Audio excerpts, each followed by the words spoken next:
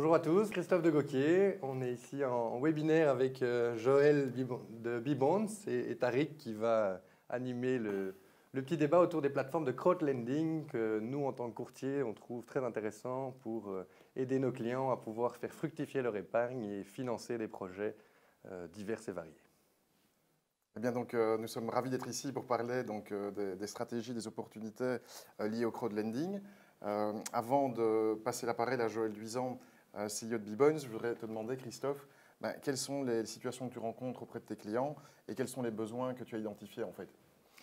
Aujourd'hui, on a 25 000 clients, beaucoup de particuliers qui ont tous une petite ou une grande épargne qu'ils ont du mal à faire fructifier puisque les taux d'intérêt sont ce qu'ils sont. Et on a beau les sensibiliser via notre cellule d'App Patrimoine à investir et à s'intéresser aux produits d'investissement. Alors, quand on pense produits d'investissement, on pense souvent à la bourse, mais en fait, il existe énormément d'autres biais. Et de l'autre, on a nos entrepreneurs qui veulent lancer des activités, qui veulent faire financer leur croissance ou des projets immobiliers. Et notre cellule d'App Crédit a du mal à trouver ces financements dans les canaux bancaires.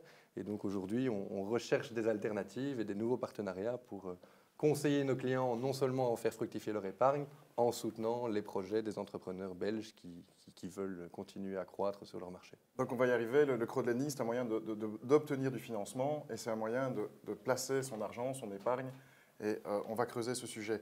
On parle de financement alternatif. Ouais. Donc Joël, de quoi parle-t-on quand on parle de financement alternatif et de crowdlending? Et en fait, les plateformes de crowd portent le titre en Belgique de plateforme de financement alternatif. Et donc, on est vraiment dans la catégorie de la réelle alternative par rapport au financement et par rapport au placement. Donc, on dit souvent, il y a un célèbre dicton boursier qui dit « There is no alternative ». Eh bien, nous, on constitue la réelle alternative pour les investisseurs en leur permettant de prêter leurs fonds dans des projets et permettant aussi aux porteurs de projets d'avoir un financement alternatif complémentaire, bien souvent, à un financement donné soit par une banque, soit par un crédit auprès d'un courtier crédit. Et la problématique que connaissent actuellement les porteurs de projets, c'est suite au resserrement du taux du crédit bancaire, mais ils ont une mise de fonds propres plus importante à mettre sur la table pour développer leurs projets, qu'ils soient immobiliers ou corporate. Et nous, on arrive avec une solution donc alternative qui permet à ces porteurs de projets d'aller chercher du financement auprès de l'épargne, soit citoyenne, soit de personnes morales. Il faut savoir que chez Bibonds, nous donnons la possibilité aux investisseurs, qu'ils soient personnes physiques ou personnes morales, de prêter les fonds dans des projets immobiliers. Alors Joël est un expert, il vient du monde boursier et il s'est lancé depuis plusieurs années dans le crowdlending. On a dit beaucoup de choses et on va essayer de les reprendre point à point. Donc on va dire, quand on parle de plateforme, donc, il y a deux approches. Hein. Donc il y a l'approche de l'investisseur et puis il y a l'approche de l'entreprise qui cherche un financement. Dans les deux cas, ces personnes peuvent se rendre sur un site de plateforme de crowdlending et d'une part soumettre un dossier quand on veut obtenir un financement. Il y a une série de conditions à respecter et puis un processus, on pourra revenir dessus. De l'autre côté, en tant qu'investisseur, on doit s'inscrire sur une plateforme de crowdlending, répondre à quelques questions et puis en fait, après on peut procéder à ces investissements. Oui, exactement. Et donc peut-être la différence, Christophe, par rapport à d'autres modes de placement, en général, on investit en bourse. Est-ce que tu connais beaucoup de gens qui lisent un prospectus boursier de A à Z? Non. Voilà. Donc, souvent, ils font confiance à l'intermédiaire. Voilà. C'est là où ces solutions alternatives nous intéressent parce que ça innove un petit peu le processus d'investissement et surtout, ça permet à répondre à des biais sur le marché qui font que l'épargne de nos clients ne fructifie plus naturellement comme elle l'a fait ces dernières décennies. Et surtout, maintenant, les promoteurs ou les porteurs de projets, les entrepreneurs qui veulent financer un projet, ne savent plus à quelle banque ou à quel canal s'adresser. Et donc, le courtier redevient essentiel sur la place du marché en tant qu'intermédiaire pour pouvoir vraiment trouver ces solutions et aider au financement de ces projets en faisant fructifier l'épargne de nos clients qui souhaiteraient le mettre à profit de ces projets-là. Et tous les termes sont importants parce qu'on dit plateforme de financement alternatif. De l'autre côté, on parle de financement participatif. Donc ça, c'est peut-être ce qui est important. C'est donc vraiment, voyons cette notion de alternative.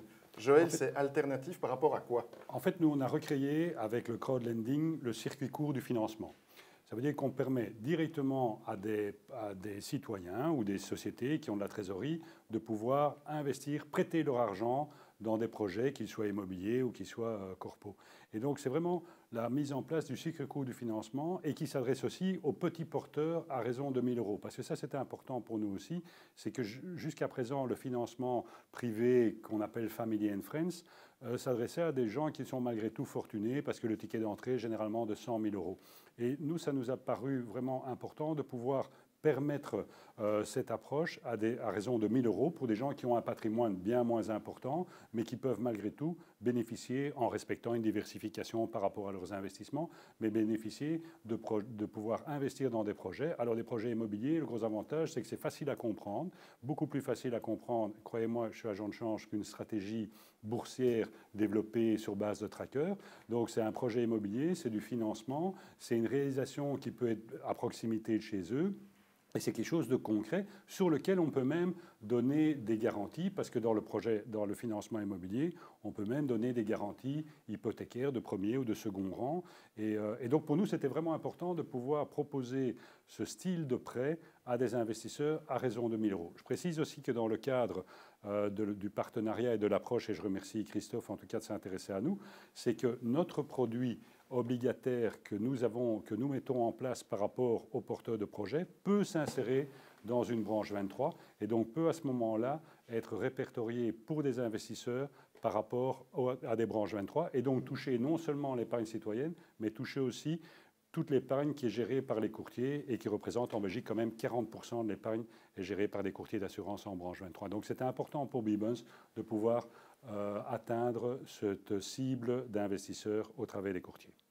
D'ailleurs, Joël, tu as parlé de circuit court du financement. Oui. C'est un peu la différence entre la grande distribution, où on trouve des produits packagés, standardisés, qui se font en grand volume. Et ici, on est, je vais dire, comme dans un, je ne vais pas dire un marché bio, mais dans un marché de proximité financier, en tout cas, oui, où on a des projets avec des entrepreneurs locaux qui vont pousser près de chez nous. oui. Et dont on peut mesurer la qualité en consultant des documents lisibles, compréhensibles. C'est un peu comme, c'est plus facile de visiter un verger à 100 km que d'aller voir une usine à l'autre bout de la planète, quoi, hein. Donc, si on doit parler de circuit court, c'est un peu ça. On parle de circuit court et de libre choix aussi.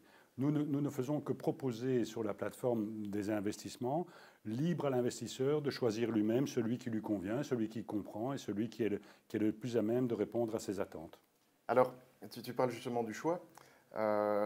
Comment... Il y a deux choix. Donc, d'abord, est-ce que tu peux nous dire comment est-ce que les produits sont choisis et sélectionnés par une plateforme, que ce soit évidemment B-Bonds ou d'autres plateformes? Quel est le processus de sélection d'un projet? Et puis, après, on abordera quel est comment est-ce que l'investisseur lui-même fait son choix. On en parlera peut-être avec Christophe. Tout à fait. Donc chez B-Bonds, et je ne veux pas du tout m'engager par rapport aux autres plateformes, j'espère pour elles qu'elles respectent le même niveau d'analyse que nous avons mis en place. Donc chez B-Bonds, c'est clair que tous les jours, nous sommes sollicités par des porteurs de projets en quête de financement. Je dis, ce n'est pas un secret de dire qu'il y a quand même beaucoup de gens qui manquent de fonds pour pouvoir réaliser leurs projets et qui ont compris qu'en s'adressant à des plateformes crowd, ils avaient la possibilité d'avoir un apport de fonds propres supplémentaire par rapport à leur crédit bancaire.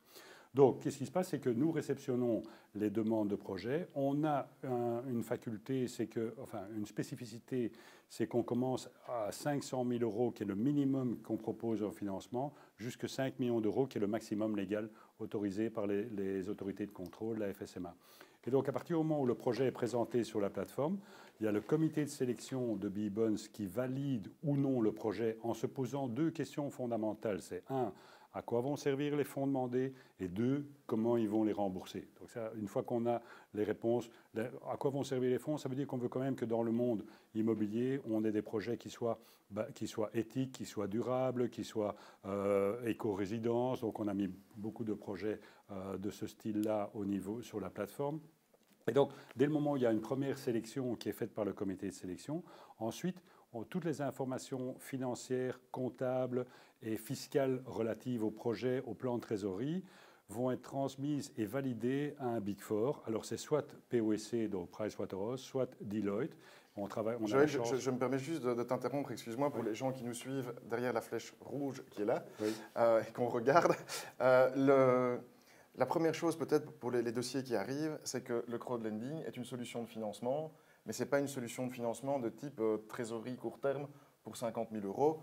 C'est un financement qui est destiné à financer donc un projet de croissance, peut-être la trésorerie dans certaines conditions, un projet immobilier, mais je veux dire, blague à part, on a eu des gens qui sont venus pour financer une piscine dans une maison 4 façades.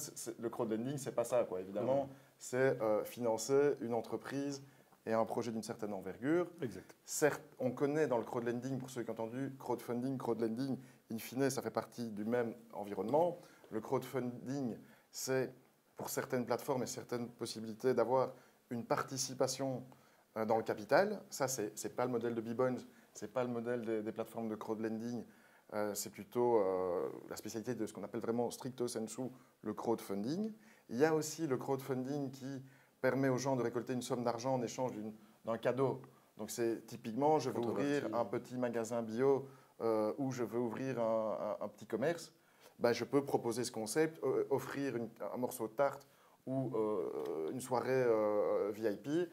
On est dans tout ce monde du crowdfunding, mais le crowdlending, donc au sens dont on parle aujourd'hui, c'est autre chose, c'est un financement, c'est une obligation, mais c'est un financement en échange d'un prêt. Oui. Ce prêt est rémunéré par un taux d'intérêt. Ce taux d'intérêt est plus ou moins haut en fonction du projet. Oui, tout à fait. Peut-être ça nous amène. Donc, tu parlais de l'analyse qui est réalisée par des Big Four. Donc, dans le cadre de B-Bonds, on peut obtenir un financement à partir de 500 000 euros jusqu'à 5 millions d'euros. 5 millions d'euros qui étant la limite réglementaire de l'appel à des plateformes de crowdlending. Donc, ce sont des projets qui ne sont pas tout petits, mais ça ne permet pas non plus de racheter une chaîne de supermarchés. Quoi. Donc, je vais quand même préciser que les montants demandés au crowd sont généralement complémentaires à un crédit bancaire. Et dans le cadre de projets immobiliers, la norme actuellement, on est à 70 à 80% du coût total qui est financé par les banques ou par, chance pour tes clients, par un courtier crédit. Et donc, parce que ça, c'est la norme. Les banques ne prêtent plus 100 ou 120%, donc on est à 80% maximum. Ce qui fait que la mise de fonds propres demandée au porteur de projet, le promoteur en l'occurrence, est de 20% du montant total du coût de l'opération. Et parfois, pour des opérations d'ampleur, je veux dire, c'est des montants importants au niveau des fonds propres. Donc nous, ce que nous proposons au travers de B-Bonds, c'est un crédit complémentaire, ce qu'on appelle subordonné mezzanine pour le terme, je veux dire, spécifique. Mais donc, c'est un crédit subordonné mezzanine qui vient en complément d'un crédit bancaire. Donc, je veux bien préciser ça parce que les gens doivent bien comprendre que le taux d'intérêt qui est proposé au travers de la plateforme et qui oscille entre 6 et 9% n'est valable que sur cette partie complémentaire au crédit bancaire. Et le taux du crédit tourne actuellement entre 2, 2,5, 3% grand maximum. Tout dépend des banques avec lesquelles on travaille. Mais donc, il ne faut pas s'imaginer que le projet est financé dans l'entièreté au taux proposé sur la plateforme. Et bien souvent, les gens font l'erreur ou ont une mauvaise compréhension des choses. Donc, le taux proposé sur la plateforme est uniquement relatif à la mise de fonds propres que nous finançons au travers du crowd.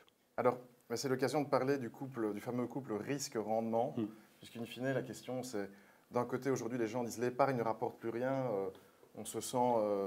Enfin, voilà, en tout cas... On perd de l'argent chaque année. On perd de l'argent, au mieux. Mais de l'autre côté, on sait aussi, Christophe, et là je parle à l'homme d'assurance, donc, qui est... mais quels sont les risques? Et quels sont d'abord les risques, de ne rien faire.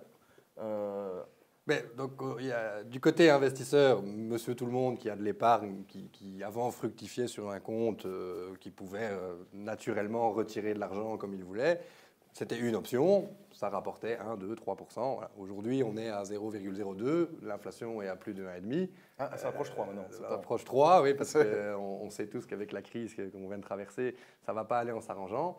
Et donc, quiconque a de l'argent en banque, sans essayer de le faire fructifier, perd chaque année une partie de son pouvoir d'achat. Et donc, il y a ces alternatives aujourd'hui et ce marché qui se repense et avec ces nouveaux intermédiaires comme Bibonds ou comme d'autres plateformes de crowdlending et qui proposent justement une complémentarité aux solutions classiques pour faire fructifier cette épargne. Et le risque est très limité puisque justement, c'est agréé par la FSMA, c'est contrôlé par ces Big Four qui ont l'habitude de faire ces analyses de risque. Et ce n'est pas bloqué sur 10 ou 15 ans. Donc il y a une vision, non seulement on voit où sont les projets, c'est réalisé ici en Belgique, c'est des entrepreneurs belges souvent, ou internationaux, mais qui investissent là sur le marché belge. Et il y a un taux qui est garanti pour une durée de 3, 4 ans, qui permet, voilà, quand on passe de 0,02 à du 9%, faites les calculs, c'est quand même beaucoup plus intéressant. Alors, justement, tu parles du risque, parce que Joël pourra le préciser, mais dans tout investissement, il y a un risque. Évidemment. Hein, donc ça, je veux dire, c'est la loi, la loi oblige de le dire, mais le bon sens l'impose également. Donc tout investissement suppose un risque. La question, c'est, donc il y a le risque de... Enfin, on a des informations qui doivent être correctes. Donc ça, c'est justement le travail de la FSMA, le travail de la qualité des intervenants. Et après, comme tout projet, un projet est exposé à un risque. Donc il y a des garanties qui peuvent être offertes. Il y a des choses qu'on peut comprendre, mais ça reste un projet économique. Et pour revenir sur ces notions de risque, in fine, quand on achète une action en bourse, la valeur peut être divisée par 10 ou multipliée par 10, et souvent, on ne sait même pas exactement expliquer pourquoi. Quand on est dans un projet immobilier, les fondamentaux, Joël, sont examinés. Donc c'est à combien est-ce qu'on a acheté, est-ce que le plan est réaliste, est-ce que le permis est là. Donc après, il reste le risque, je vais dire, d'exécution. Il y a des assurances pour ça, je pense. Ouais. Et alors, il y a le risque de commercialisation. Le marché peut changer, mais on est quand même toujours avec un sous-jacent ou un projet. On sait où il est situé, on sait par qui il est construit. Enfin, on est dans l'immobilier, quoi. En fait, hein, notre rôle en tant que courtier est aussi de conseiller nos clients et ceux qui s'adressent à nous pour faire fructifier leur épargne. Et c'est pour ça qu'on choisit nos partenaires. Bibonds est un partenaire très sérieux. Il a déjà financé 40 millions d'euros. 40 millions d'euros et il y a eu 0 défaut. Donc, à l'heure d'aujourd'hui, le risque n'est pas nul parce qu'il ne l'est jamais. Mais quand vous investissez en bourse, vous n'êtes jamais garanti que la société va perdurer le temps que vous souhaitez garder vos actions. Et surtout, vous n'avez pas accès à ces informations. Ici, tout est transparent, tout est lucide, et on est là, nous, pour faire le lien entre la plateforme et les clients. Et on revient d'ailleurs sur la stratégie qui est de diversifier ses placements, que ce soit de diversifier mettre une partie de son épargne en placement, je veux dire, plus dynamique, parce que ça reste un placement dynamique, et qui est de dire, donc si on revient sur la stratégie, c'est ça. Donc c'est faire quelque chose pour ne pas être exposé à l'inflation. Et comment est-ce qu'on fait pour diversifier son risque alors, Joël ? En fait, la différence fondamentale, et ça, il faut que les gens qui nous regardent derrière la petite flèche orange là, le comprennent vraiment bien. Et croyez-moi, c'est un agent de change qui vous parle. Quand vous investissez en bourse, vous spéculez. Donc, c'est vraiment de la pure spéculation sur une croissance ou une possible plus-value que vous allez trouver en termes d'investissement, en termes de vos placements. Mais c'est la pure spéculation. Donc, vous n'investissez pas. Tandis que nous, ce que nous proposons par rapport à des projets, vous investissez réellement dans le projet. Donc vous êtes quasi, et c'est ça le financement participatif, vous êtes partenaire financier d'un projet, qu'il soit immobilier ou qu'il soit corpo. Et donc pour nous, il y a une réelle valeur sociétale par rapport à l'investissement en crowd, c'est que vous créez de la valeur pour un projet immobilier. Vous faites travailler des gens, vous faites travailler, vous aidez à un entrepreneur à réaliser, à maintenir son entreprise, à la développer, et vous ne spéculez pas en achetant sur le marché des secondaires, des valeurs boursières. Donc le raisonnement est vraiment fondamentalement différent. Il est clair que par rapport au nombre d'intervenants, banques et gestionnaires, il y aura toujours priorité qui sera donnée à des placements boursiers, mais je pense que les gens doivent se rendre compte qu'il y a vraiment un réel impact sociétal en participant à du financement en crowd, parce que vous comprenez le projet et il est à portée de vous par rapport au financement. Et donc ça, c'est vraiment une réalité dont il faut tenir compte. Et nous, on est très heureux, honnêtement, de pouvoir justement proposer cette alternative et de pouvoir proposer aussi bien aux investisseurs, voilà une alternative d'investissement. Il faut savoir que les taux d'intérêt actuellement en termes de placement de trésorerie pour des sociétés qui ont de la trésorerie importante sont négatifs. Donc c'est quand même aberrant que pour pouvoir laisser son argent sur un compte en banque, vous deviez payer et vous avez des sommes qui sont retirées de vos placements. Donc il y a quand même moyen de faire autre chose. Il y a moyen d'investir dans des projets avec des taux d'intérêt qui sont quasi garantis, comme des projets que nous allons mettre sur la plateforme prochainement, qui vont donner du 6% garantie coupon et remboursement. Donc ça me paraît quand même plus utile en termes de placement et beaucoup plus clair, net et sain pour les finances des entreprises ou les finances des citoyens. Et on pourra même à ce moment-là passer aussi au travers de Branche 23, où là... Alors juste parce qu'on a des questions dans le chat, oui. Donc pour revenir là-dessus, donc il y a finalement 3 manières d'investir. Oui. Investir en personne physique. Oui. Oui. Investir en société, ça peut-être, il faut expliquer. En personne morale. C'est une part, donc en personne morale, pour le commun des mortels, en société. Oui. Donc, un indépendant, une société. Oui, tout à fait. Du placement de trésorerie. Tout à fait. Et alors, ici on est en fin d'année, donc je pense que peut-être des gens se posent la question de ce qu'il y a encore moyen de faire. Oui. Et le troisième modalité d'investissement, c'est investir via une branche 23. Oui. Alors, on va essayer d'être très bref parce que je crois qu'on pourrait faire un autre webinaire sur la branche 23, qu'est-ce que c'est. Mais qu'est-ce que c'est la branche 23 ? Et en particulier, comment est-ce que concrètement, quelle est la différence quand on investit dans une branche 23 ? Je vais laisser simplement Christophe proposer la branche 23 parce que ça c'est quand même son métier de base. Mais ce que je voulais dire, c'est que nous, B-Bonds, on est les seuls à pouvoir proposer l'investissement de style indirect via des branches 23 parce que le produit financier que nous mettons en place pour le porteur de projet, c'est-à-dire cette obligation qui dispose d'un code ISIN, peut être reprise dans un contrat branche 23 auprès de la compagnie d'assurance qui va développer le lien. Et maintenant, je laisse Christophe expliquer l'intérêt même de la branche 23. Alors, en quelques mots, donc c'est un pool d'investissement proposé par un intermédiaire, une compagnie d'assurance, un fonds qu'on pourrait créer demain. On peut créer le DAP Fund qui serait vendu en branche 23. Et donc, chaque personne qui souhaite investir une partie de son épargne via ce fonds permettrait, comme l'expliquait Joël, de financer des projets ici concrets, réels, qui participent à l'économie locale et à l'ensemble des activités que le courtier cherche à défendre aussi, puisque si demain tout le monde investit en bourse, ben, ce sont des projets qui se feront ailleurs qu'en Belgique, et donc ben, il y aurait moins d'entrepreneurs en Belgique, donc moins d'activités, etc. Nous, notre intérêt, c'est de continuer à accompagner nos clients sur le long terme et de pousser nos entrepreneurs à financer plus de projets, à croître, à engager les gens. Et ces gens-là, à gagner un salaire, avec ce salaire, à créer une épargne, avec cette épargne, à pouvoir l'investir.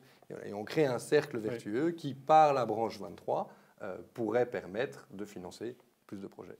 Et tout ça en partageant des valeurs sociétales communes, puisque B-Bonds reverse une partie de leurs bénéfices, comme le groupe DAP reverse chaque année une partie des bénéfices qu'on peut réaliser à travers ces activités-là, les activités d'assurance. Mais voilà, tout ça est lié puisque ces entrepreneurs doivent s'assurer derrière. Donc une fois qu'ils ont réalisé un nouveau projet, ben, on peut continuer à les accompagner aussi. Et in fine, en fin d'année, tout le monde se pose la question de comment optimiser ses résultats financiers. Ben, on fait aussi des dons pour des projets sociétaux, pour toutes les ASBL ou les projets qui n'ont pas l'opportunité de se financer.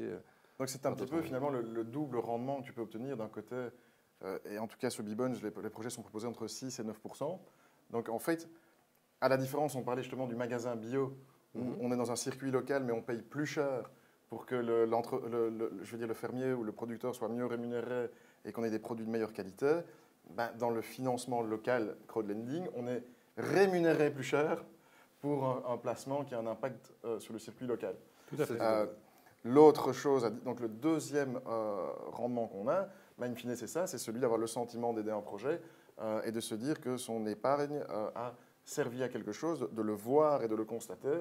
Peut-être, j'imagine qu'en tant qu'assureur, vous avez vécu des mois et des années ici, je vais dire,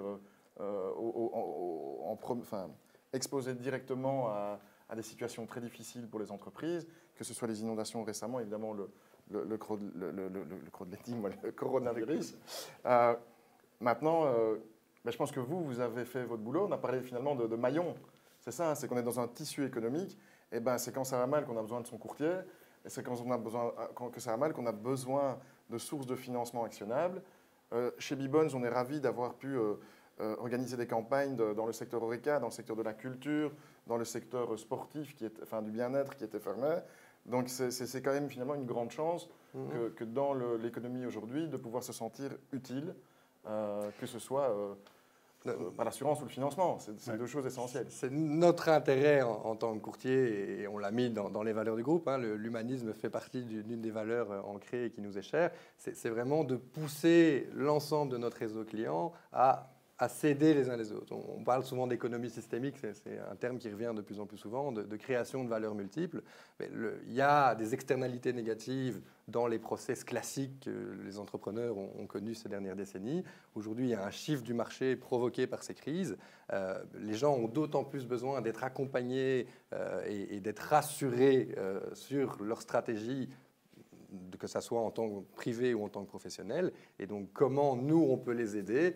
Entre autres, à travers ce genre de projets d'aide au financement.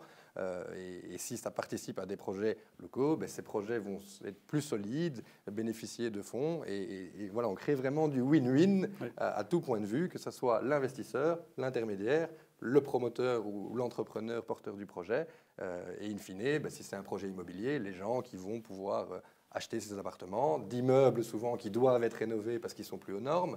Donc on peut avoir un point de vue écologique, durable, et on essaye vraiment de créer du win-win dans chaque aspect du métier. Et c'est ça qui nous est cher. Si c'était juste vendre un produit d'investissement, on peut le vendre à travers les plateformes classiques ou les banques ou les autres partenaires. Mais d'ailleurs, pour revenir sur le volet patrimonial, donc DAP, vous avez une branche de conseil en patrimoine. Ouais. Donc c'est peut-être, on peut aborder ce point qui est de dire, il ne faut pas être nécessairement riche que pour investir dans le crowdlending. On peut investir des sommes relativement accessibles. Ouais. Alors, l'autre point, mais c'est quand même important de montrer aussi aux gens, et ça, Joël, ça fait partie de ton histoire, qui est de dire, normalement, pour avoir des... Donc, tout le monde a droit au taux d'épargne, ça veut dire rien. Pour avoir un rendement élevé, il faut être riche. Qu'est-ce que c'est riche? C'est avoir plusieurs centaines de milliers d'euros et avoir accès à la banque privée, au département VIP de la banque. Et ça, il faut être, entre guillemets, riche. Je vais juste rebondir là-dessus. On est un courtier familial. Voilà. Vraiment, c'est une famille, les entrepreneurs, même les employés participent au capital chez nous. Et quand ils s'adressent à DAP Patrimoine, ils ont l'impression qu'on est un family office qui gère des millions et des fonds. Et quand on leur dit, mais non, aujourd'hui, avec 1 000 euros, vous pouvez déjà aider et faire fructifier ces 1 000 euros. Et de 1 000 euros en 1 000 euros, dans 5 ans, 10 ans, 20 ans, vous serez peut-être un investisseur plus important, mais ça ne s'adresse pas que aux on dit que le banquier, c'est celui qui te prête un parapluie quand il y a du soleil et qui te le reprend quand il pleut. Et finalement, la construction patrimoniale, telle que vous la concevez chez DAP et telle qu'une personne peut le faire en commençant à investir dans le crowdlending à partir de son premier investissement, c'est accéder aux rendements qui normalement sont réservés à des gens qui font partie d'une segmentation de clientèle ou qui ne peuvent s'adresser qu'à certains types d'institutions. Ici, tout le monde est le bienvenu et peut démarrer sa stratégie d'investissement dans le crowdlending. Pour reprendre ton parallèle, on essaye, nous, de changer la météo. C'est toute une question de perception. On a toujours l'impression que c'est nébuleux, c'est là dans les plateformes, c'est la bourse, c'est des grosses sociétés multinationales avec des actionnaires qui ne sont pas visibles. Voilà, nous, on essaye de déchiffrer un petit peu ces stratégies d'investissement et comment soutenir, une fois de plus, nos clients, notre réseau, et comment faire en sorte qu'ils puissent s'aider les uns les autres et changer la perception du marché en se disant, mais vous, avec votre épargne, vous pouvez les soutenir. Les entrepreneurs qui ont du mal à se financer parce que les quotités sont de plus en plus réduites et donc il faut une mise de fonds extrêmement importante avant de pouvoir réaliser un projet. Et réaliser un projet, on arrive vite à 500 000, à 1 million, à 2 millions. Et derrière, si on arrive à trouver les bonnes stratégies et à découper le processus et mettre les bons intermédiaires qui partagent cette même vision et cette même valeur, tout le monde est gagnant, on est sur du win-win et donc on a changé la météo. En fait, alors, on a quand même des questions ici. C'est les montants minimums pour investir dans le crowdlending. 1 000 euros. 1 000 euros sur B-Bonds. Et donc, quelles sont les taxes en Belgique et en Europe en matière de crowdlending? Alors, donc, il faut préciser, au niveau des personnes physiques résidant belges, il y a un précompte mobilier de 30% qui est prélevé, lors du paiement des intérêts annuels et qui peut être totalement, éludé si l'investissement se passe en branche 23. Moi, je voulais simplement dire une chose parce qu'on est à la clôture, c'est que, et je suis ravi du partenariat qu'on va développer avec DAP, parce qu'on va rendre l'épargne de nouveau utile. Et ça, pour moi, c'est super important. C'est donner de nouveau des lettres de noblesse à la finance, c'est qu'elles soient utiles, qu'elles créent de la valeur et qu'elles ne soient pas bêtement, et je le précise, bêtement liées à une spéculation boursière. Ici, rendons à l'épargne ce qu'elle doit être, c'est-à-dire utile au développement sociétal. Je vais rebondir là-dessus. Il y a des milliards d'euros qui dorment sur des comptes. On a la chance de vivre en Belgique. On est un pays développé. On est un pays avec un État fort, un État-providence qui a assuré des revenus encore ici pendant le Covid. Ces revenus peuvent servir. On parle toujours de l'évasion fiscale. Alors, c'est un problème, il faut le résoudre, ça c'est certain, mais on n'a pas le pouvoir là-dessus. Par contre, si on multiplie l'épargne, nous, de nos 25 000 clients, je pense qu'on peut soutenir énormément de projets concrets. Et ce sont des beaux projets parce que ça ne finance pas une nébuleuse économie, mais vraiment des entrepreneurs, comme on en connaît tous, qui cherchent à se financer pour réaliser des projets win-win à l'aide d'intermédiaires comme B-Bonds ou de DAP. Et alors le sentiment, aujourd'hui on parle beaucoup dans les médias du sentiment du citoyen face au monde politique et à l'alignement. Une bonne nouvelle, c'est que le monde économique, on peut y participer. Il n'y a pas besoin de sondage ou d'enquête. Tout est disponible en ligne et donc chacun peut jouer son rôle. Donc merci à tout le monde de nous avoir suivis aujourd'hui. Rendez-vous sur le site de DAP pour en savoir plus sur les activités de DAP. Sur le site de B-Bonds aussi. bbonds.com et découvrir les campagnes de financement en cours, soumettre vos projets ou nous poser des questions et on sera ravis d'y répondre. Merci Christophe, merci Joël, à bientôt. Merci à vous.